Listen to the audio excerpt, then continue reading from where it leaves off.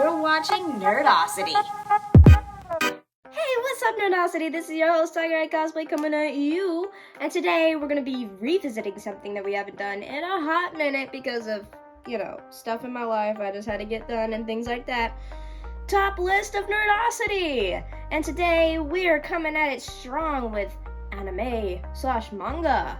Because this list is going to be the top 7 manga that should be turned into anime, plus 3 manga that have turned into anime. I totally called it. I'm a wizard. But if you don't know me, I read a lot of books, and currently I've been reading a lot of manga. I have a whole bookshelf dedicated to manga, and one whole series. I have 86 volumes right now, so come on. I like it. And so yeah, I'm a kind of an authority on the subject. I'm joking. But I do have 7 manga that definitely need to be anime because they would lend themselves so well to the animation media. I don't know, I think it's super crazy that just a lot of manga has been snubbed because it doesn't have like a huge following, or the manga is kind of short, because there are so many anime out there that I could be like, this didn't need to happen. This didn't need to happen at all. And these manga need to be anime. Yeah! Let's get right into it. And kind of beware spoilers for the following manga. I will be giving a little summary for them. So yeah, let's get into it. The first on our list is a very recent manga called Starcrossed. It's about a complete band fangirl, like pop idol fangirl. She loves it. And her name is Azusa, who is particularly infatuated with the lead singer, Chika. She finally managed to see one of his concerts in real life. She actually got to go front row seats, the best. And she was high-key loving it. But the unthinkable happened. Chika was in danger. One of the stage lights fell off of something snapped, it just fell, and instinct kicked in for Azusa, and she leapt across the crowd and onto the stage and tackled Chika in the daring attempt to save his life, which completely and utterly failed. They both bit the dust, died completely, and went to what this manga depicts as heaven to talk to what this manga depicts as God. And he was like, yeah, my bad, you weren't supposed to die, so go back to Earth. And they were like, alright. And they went back to Earth, but switched in each other's bodies. So Chika was Azusa, and Azusa was Chika. What they gonna do, right? So now crazy hijinks happen while they try to figure out a way to change back into their regular bodies for good. And it's just such a funny manga. 4 books long. 4 books. So you can read this in a night. It's great. And it's just so funny because you have 2 quote-unquote star-crossed lovers, yeah, who switch bodies, and they're trying to find a way to switch back while also falling in love with each other along the way. It's super cute, and I think it would be great on the big screen. Plus, the author of Starcrossed is also the same author as Kiss Him Not Me, so you already know it can be good. Plus, some filler episodes or OVAs that deal with the endings of each book that kind of tell you what the Kiss Him Not Me characters are doing with their lives once they're older and stuff. It's super cool. And they are in the same universe because Azusa and the main protagonist girl of Kiss Him Not Me do meet.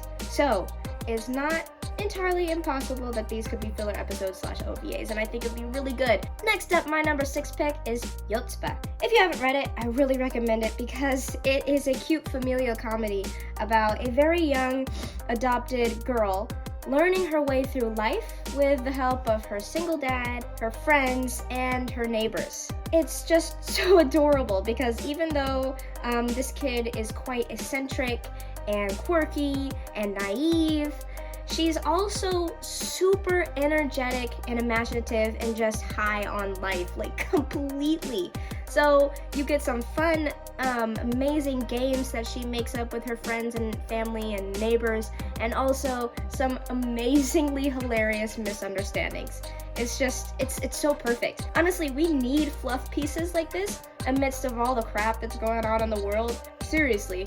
And also, amongst all of the child endangering anime that we have, like Kotaro Lives Alone and The Promised Neverland, both wrecked me on the inside, because these are children that we need to protect and love, and they're just dropping like flies. So it's nice to have a story that you can actually like relax, take it easy, and realize this kid ain't gonna die. Right? You know? It's just super heartwarming, and it brings a wonderful levity to the single parent households that we kind of need right now, you know? And plus, seeing the awe and the wonder just emanating from Yotsuba really takes you back to your childhood and makes you want to relive it again just along with her. Next up on my list, number 5 is Hitomi-chan is Shy with Strangers. Oh, gosh, another adorable one here, folks. Hit you right here, hit you right here. It's just great.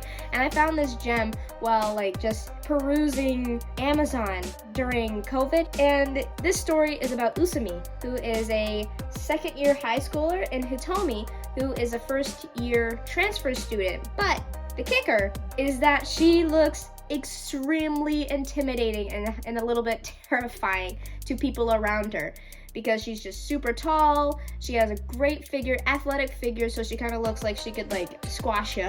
But not like she's not jacked, but she does look like she could throw down if she needed to. And also, she's just super shy, so she doesn't talk, so she just looks like she has a scowl, especially with the fact that she has scary eyes. So Usami meets her on his daily commute to school while she is trying to get to school for the first time, and realizes that even though she looks intimidating, she's actually really shy. He just takes the time to like kind of notice little things about her that's just like, oh, she just doesn't know what she's doing. She's not scary or anything. She's just scared. He befriends her, and they start hanging out together like all the time. Eventually, they both start falling for each other. Usami first, of course. He does start to get those feels real quick. I think it's just such a wonderful story, because like, even though she does look scary at first, as the manga points out, Usami doesn't judge her in the beginning. He does not freak out or anything. Like, he just kind of like sits there, assesses the situation, and it's just like, okay, even though she looks intimidating, she's not intimidating, she's not scary. She is a girl that's just trying to find her way in the world, and it's just a little bit scary looking because of her features. He's a little nervous and unsure at first, but within the first chapter of the story, he befriends her and helps her to school and such. Like, he makes the first move, and it's great, because usually other stories like this would have him castrated or just super mean, because he doesn't realize that even though he's not as tall as this girl and he's not as strong, so he has to like puff out his chest and make big and mean and show off his manliness. But it doesn't happen like that. He is secure in his manhood, and it shows. And it's just, yes, claps, snaps for Usumi. Where can I find a guy like that? You know? It's just super sweet. It's just a super sweet romance, and I love reading things like this because it's not focused on looks or like being really, you know? It's just focused on how they learn about each other and kind of figure out new things about each other and how they do their daily life together. And it's just it's a slow burn, but it's nice. It's sweet, it's refreshing. You want this kind of slow burn because they start as friends. They get to be friends before they decide to move to romance, which is just so nice and beautiful. And I think it would be so cute on screen. I think if you like the new anime that's out right now called Tomo-chan is a Girl, you will love Hitomi-chan is Shy with Strangers. So check it out. So number 4, my pick is Kaiju number 8. Come on, y'all. Come on. A super awesome guy with a heart of gold who turns into a mini Godzilla and fights insane and chaotic monsters, aka Kaiju, alongside a military force that uses these dead Kaiju's powers to fight the Kaiju, all to keep Japan and the Earth safe? What? On screen, this would be like if Edge of Tomorrow and Godzilla met One Punch Man and Attack on Titan. Enough said. Alright, we're up in the 3s now. And starting off is Mirandum of Kyoko Oketegami. This one's a really fun manga in the way the story like unfolds. It just has layer after layer after layer. First layer, this story is about a woman detective, Kyoko, who has a severe case of anterograde amnesia. So honestly, that's 2 layers right there. Every time she sleeps and wakes up, all her memory is completely reset to a certain time in her past. Layer number 3.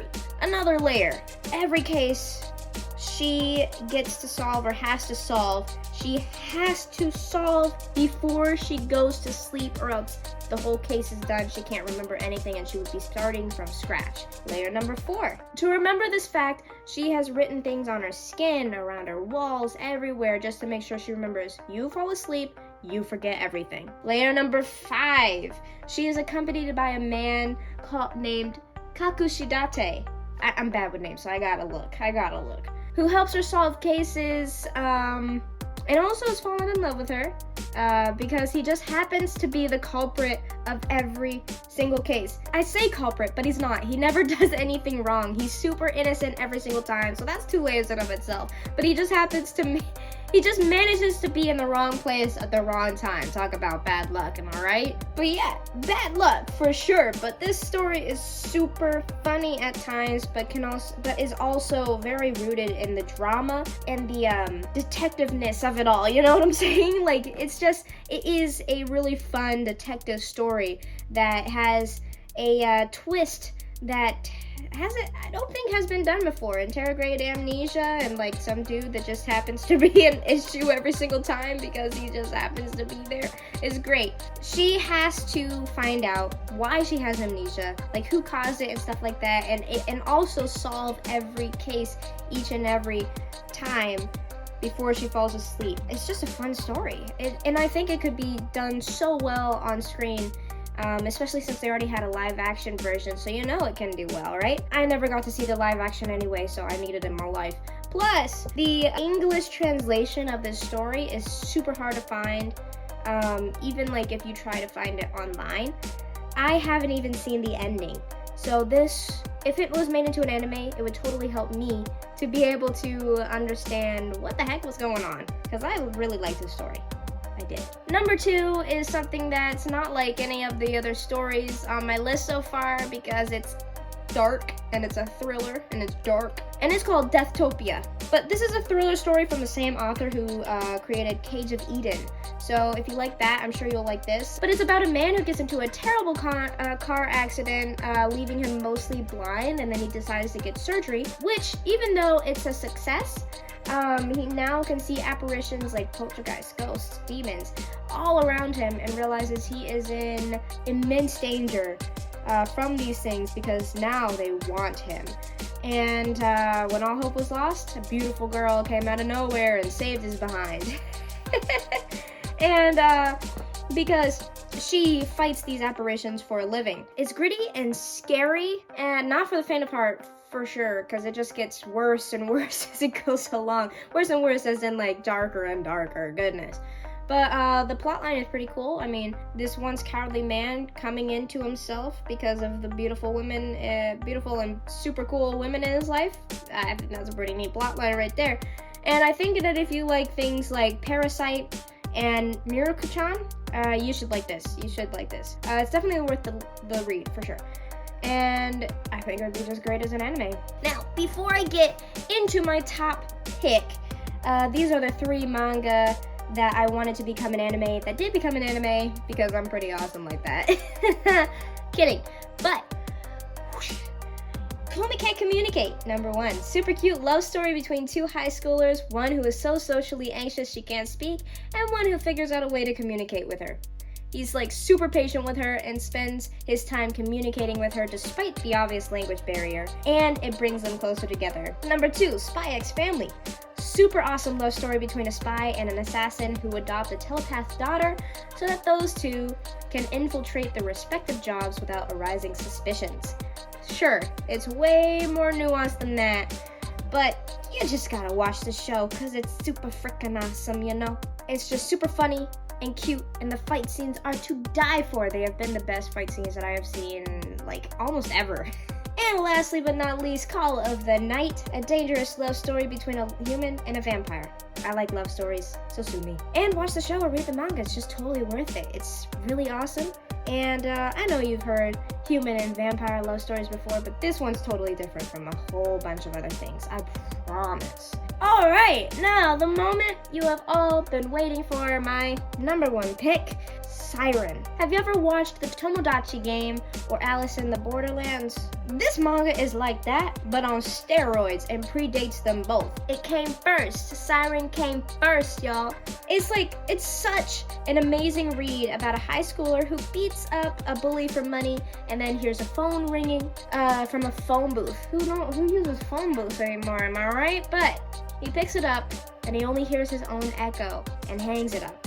Freaky. Then a calling card with the word Siren, P-S-Y-R-E-N, pops out and he takes it with him. After a day or so, his actual phone rings this time, and when he picks it up, he's transported instantly to another world, a land filled with killer monsters, and he has to find a way out or die.